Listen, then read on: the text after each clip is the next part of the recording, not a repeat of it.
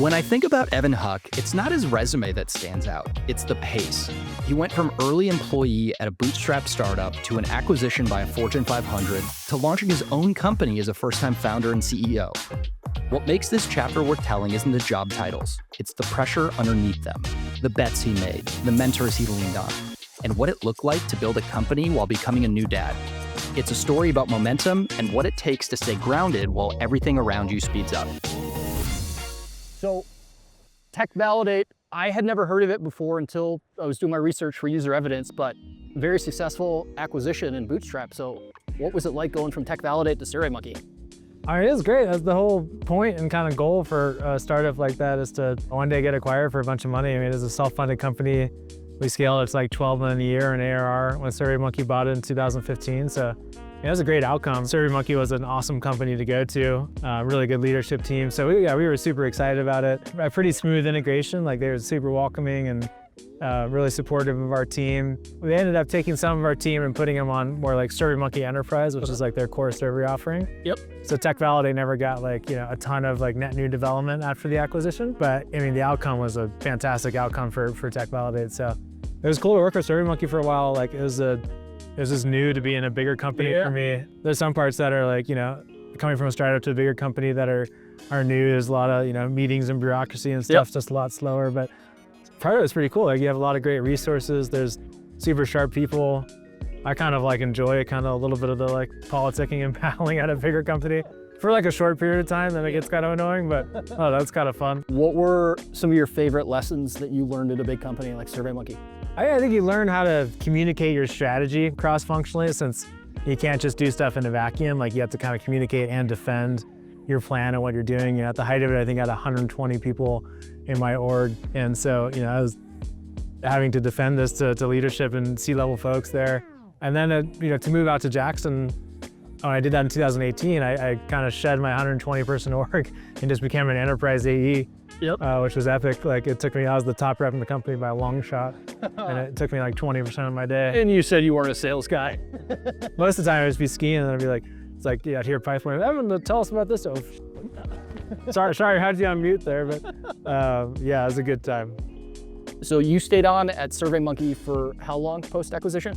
3 or 4 years. So 2015 was the acquisition. I think I left in like 2018 or something like that, or early 2019. Yeah, I mean, I was making a bunch of money as an individual rep, but it just wasn't particularly like intellectually stimulating because I could kind of do it in my sleep. But so yeah, and I didn't really know what I was doing next. Like, when did you start to get that itch? Well, I had an inkling that this might be there. Like Ray and I kind of joked about starting something in this customer evidence space again, which was what Tech Validate was in. The AE role was so comfortable and so easy that it just inhibited any progress. And so I just had to quit one day, not knowing what I'd be doing next, just to clear the space to be able to think about what's next. Yep. And then that was that awesome summer where we just, we worked a lot on our fixer upper house. Yep. It was a great change of pace from slamming the keys all day on the computers, like actually like building stuff with your hands and making stuff. Yep. And then that winter was the one I skied like 40 days and it was pretty solid. But then it started to get more serious about, all right, maybe this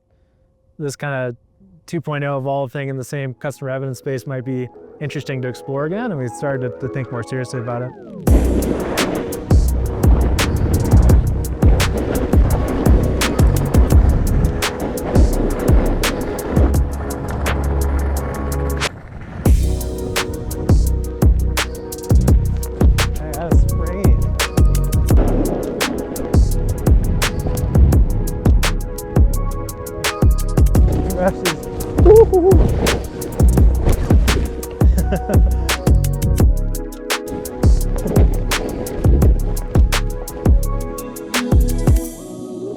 All right, so you're out here in Jackson.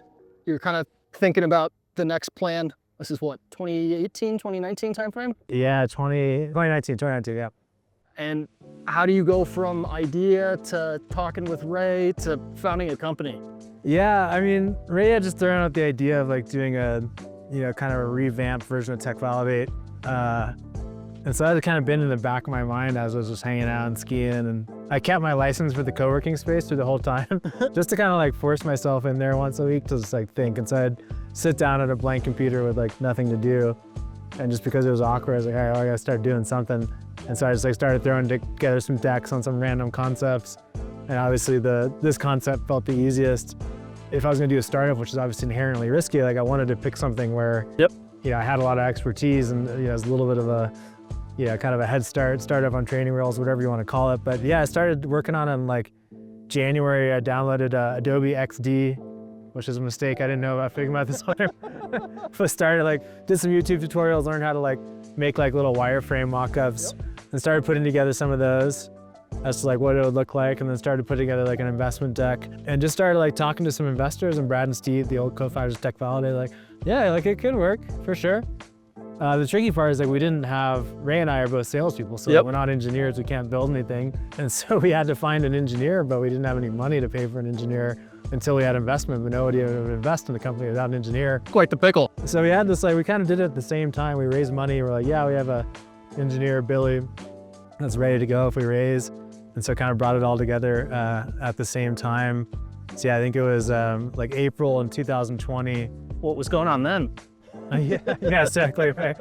And nothing else to do during COVID anyway. Might as well sit at home and just sit on your computer and just make stuff. So yeah, I was like right after COVID hit, started sitting down in April and like putting this stuff together, talking to a few investors. I think I officially started the company, like incorporated it in August of 2020, which is when Billy started. Ray didn't start officially until January of 2021.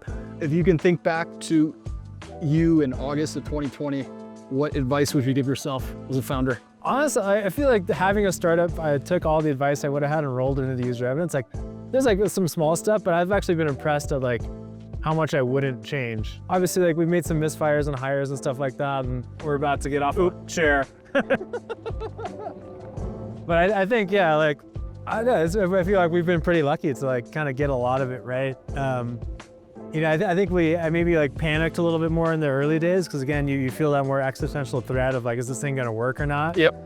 And over time, as you get to spend more time with the company, you just start to develop this confidence where you don't necessarily know how you're gonna get figured out, but like generally you do. And so you're just like, whatever it is, you're like, well, we'll eventually kind of just work through it and figure it out. So if I could have installed a little bit more of that like just calmness and like, it's gonna be okay vibe to me early in 2020. But I'm also like personality-wise, you can like I'm not like, this is all freaking first world problems. Like my startup's not gonna work in Jackson Hole, and like who cares? Like, go get an AE job. So like none of it ever felt like particularly like risky. Yep. I mean, we're obviously incredibly fortunate to get to do this stuff. So I think I'm always kind of approached it with like, it's all good. Like we'll be fine regardless. Maybe we'll flip the question. Is there any advice that you're glad that you didn't listen to? One mistake that we did make, that was actually advice we didn't quite listen to, was like, we didn't need to raise that much money our first round. I think we were salespeople. And so like we kept like, our valuation was really low, but we planned to originally raise like 700. That was like a stretch goal for us. But we got out there and like people liked it and we just kept closing deals because it felt good. And like we ended up raising 1.7 million into it. But at the same time, it's like, you only get one shot at this, right? Like you're trying to over-optimize your equity ownership is not the right thing. So just be conservative, give yourself plenty of cash and runway. Because any outcome you get is going to be great. But yeah, we've had a lot of conflicting advice on investing, but I think, yeah, just be conservative is my advice to founders. It's like, if you make it, it's going to be good. So don't over-optimize and try to, be too cute with it. So you mentioned Brad earlier. Mentorship has to be huge for you in the role that you're in right now. So can you talk a little bit about your relationship with Brad in that place? Ray and I just went on a trip with Brad. We were talking about just how fortunate we've been to spend 15 years together or something like that. I mean, obviously when we were in the beginning, when we were learning from him directly, that was huge. Like learning how to sell from someone who's just like a master salesperson, learning how to build a company from someone who's just, has been around so many successful startups, that also has the patience to kind of be super transparent and explain to you how a company is built that goes way outside of just information that would be relevant to your role. He knew that we might want to do something like this one day, right? And he's the type of guy that just has the curiosity and the teacher mindset to want to show people how it's done. So yeah, it's been huge. And then even now in UserEvidence, like, you've gotten to work with Brad directly. Oh yeah. It's been cool to have him throughout our whole journey. We've been incredibly lucky for that. No doubt had a huge impact on our trajectory, and it's just fun. It's like, I guess in his mind, like when you see kind of a child grow up, right, and then start to do their own thing, bittersweet, of course, but cool to see them grow into like an adult. I mean, for as successful as he's been, and he'll be the first to say this, he finds it just so rewarding and fulfilling to teach and coach and pay it forward. And that's what really excites him and motivates him. It's pretty incredible. Absolutely. It's cool to have him around.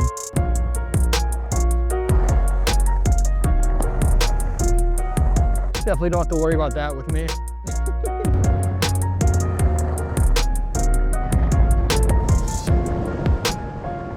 So did you have to sell Kaylin on letting you found a company? I mean, she was pretty supportive. I mean, her background is she used to recruit for a bunch of startups. Again, I think picking something that we kind of knew how to do definitely helped. But no, she's super supportive, and at the time we didn't have a family, so like that made it a little bit easier. We kind of switched off. Like when I was unemployed after SurveyMonkey, she was working to give ourselves health insurance, and then we switched back. She's been huge for just like holding it down, allowing us to do what we're doing, because it's a lot of work, obviously. On both ends, yeah. So yeah, she's been a hero. One of the things that I feel like you pride yourself on is balance. So how do you balance starting a company and starting a family at the same time? There's never a good time to start a family. Like, you always have stuff going on. Early stage startup and early stage kids is particularly tough. It's been gnarly at times where you have like 2 little ones, and you don't get a whole lot of time for yourself. At work specifically, I used to just brute force effort and raw hours your way into some success. And you would go in at like 6:30 and leave at like 6:30. But here I just can't do it. Like I have to drop Bridger off between 8:30 and 9. And then like I feel like I have to be home at 4 to help with the kids.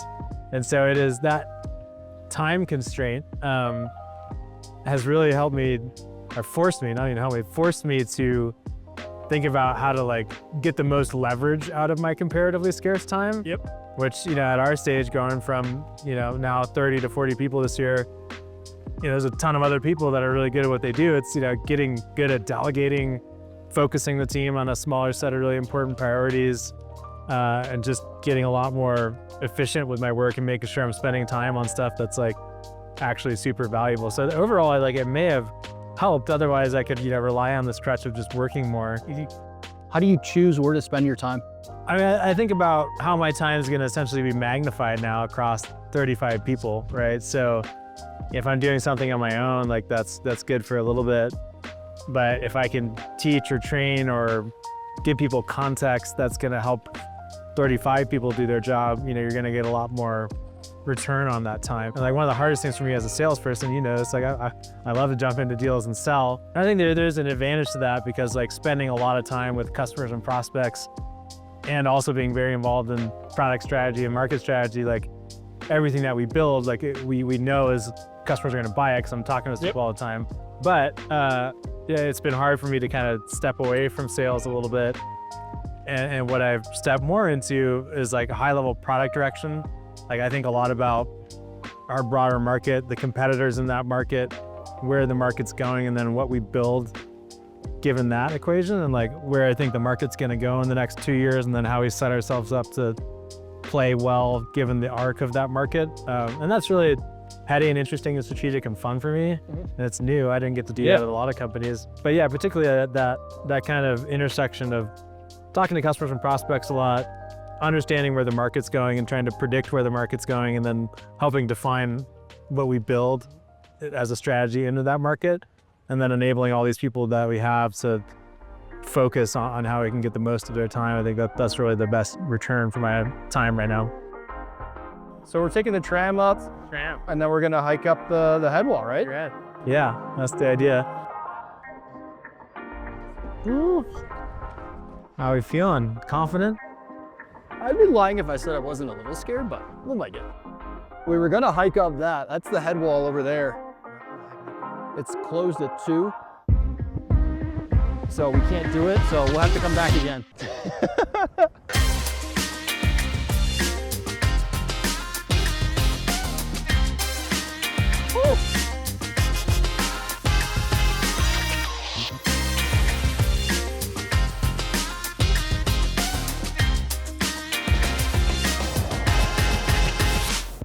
It's probably the coolest I looked all day.